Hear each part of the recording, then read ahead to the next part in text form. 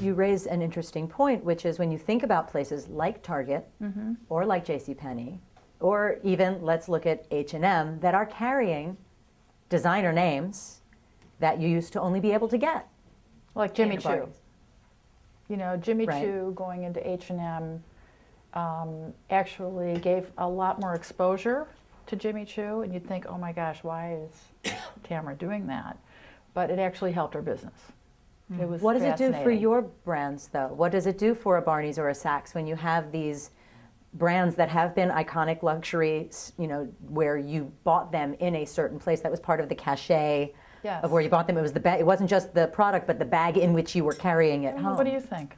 Well, I think like the consumer doesn't have all those preconceived ideas about it anymore. They just think, oh well, Albert Elbaz is doing a line for Target because he's groovy and they're groovy. I mean, everything's groovy.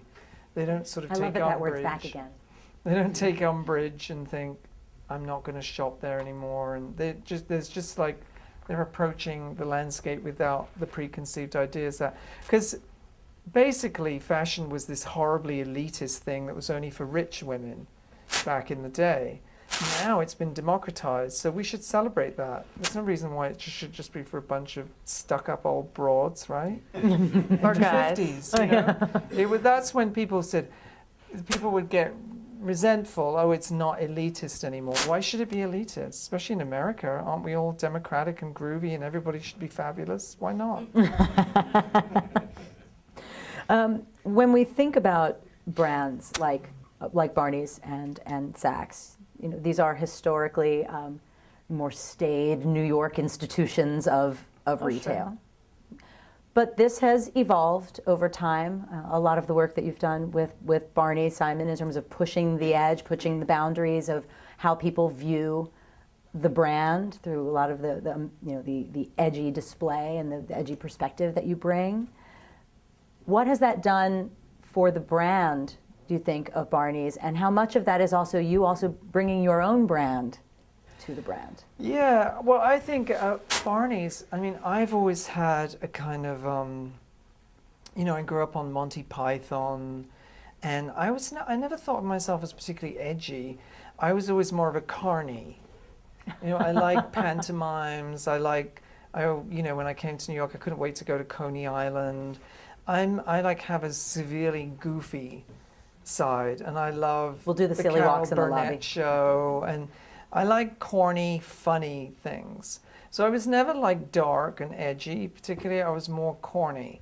So I was always thought, okay, Barney's is it's an expensive, glamorous luxury store. People tend to package luxury in a very serious way. Okay, you're spending a lot of money, so it's got to be very breathy.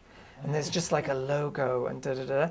So what I did consciously, unconsciously, was, you know, in the 80s, start to do those very carnivalesque windows. Anything that I'd seen in a sideshow or a carnival or something corny that was charming, I sort of riffed on that, you know, in our windows, especially our holiday windows. So, you know, we'd have Tammy Faye Baker doing an evangelical moment in the window and stuff like that that was fun and corny. And ultimately, I guess that's an edgy juxtaposition because nobody else is doing that. Nobody else is taking luxury and juxtaposing it with something which is obviously lowbrow and funny.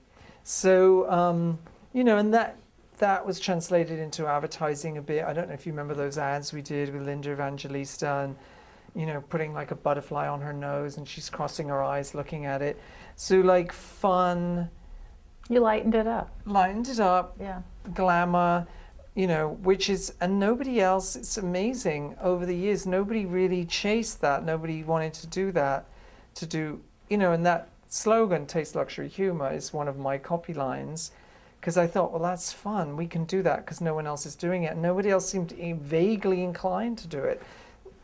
So I thought, well, this is easy because no one else sees the merits of that. And maybe it's a British sensibility where you feel compelled to debunk things. Nothing can be too serious, you know. Well, Selfridges does a little bit of it. Yeah, they do. They do, absolutely. We don't. No. you Talk a don't. little bit about that from the perspective of Saks as you look at kind of the brand and how it's evolved with regards to both the LGBT community with this, being our kind of general theme of the day, Yeah. but thinking about public voice and opinion and how the brand has evolved to keep up with the times. Oh my gosh, that's a 85-year story. So, because we opened before the Depression. But I would say that, if we want to say how we support our community, whether it is your community or any community, we do that in every marketplace for everybody, so we don't just pick one. And I think that it's because this is our customer, and lost my bracelet. And so we want to make sure that we're supporting, what our customers, how they live their lives, and we want to be as involved in each community, whether it's in New York or Cleveland, because we have 47 stores out there, and I think we do a really good job of that. And about maintaining that kind of overarching brand with then also looking at a local level, because each of those markets in which the store exists, they're all unique. They have their own Yes. flavor, but at the same time you have to maintain a throughput of the Saks Fifth Avenue brand, but still accommodate locally. Well, we do some national things. We do nationwide cause for breast cancer. We also have been very involved with Charity Water, which is not in our country, but we help to build wells. I think you've been maybe part of that as well. But we also do try to dig deep into our local, not just the arts, but where there's a need and a cause, where our customers reside. British working class men are more fashionable by far than American working class men. And that's just a tradition. If you go to any town in England, Bradford, Manchester, anywhere, there are as many men's shops in the high street as there are women's. Like if you look at the average British taxi driver or whatever, they're always turned out, they always look nice, they have a Fred Perry on, they have a Gucci watch, da da da da da. Like that's just laughable if you translated that into American terms. And like working class boys like to be spiffy and turned out, and then they tend to grow old that way. So that's be the only generalization I could make. Other than that, I think everything is sort of, when you see women walking through Knightsbridge, they look the same as they do walking down Fifth Avenue. What do you think? No, but on behalf, I would say that, there's a store in your town called Topshop that I think is phenomenal. But that's a function of the high street mentality where...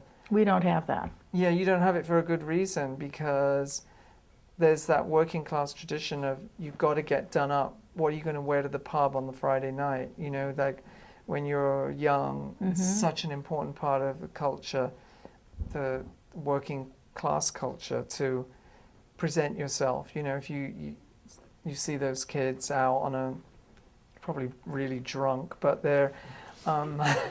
Makes them like Americans. Yeah, sort Some of. places. It's a different thing, but it's more like Italians getting done up, turning. You might live in some little squalid place, but when you leave the house, you present yourself in a certain way. As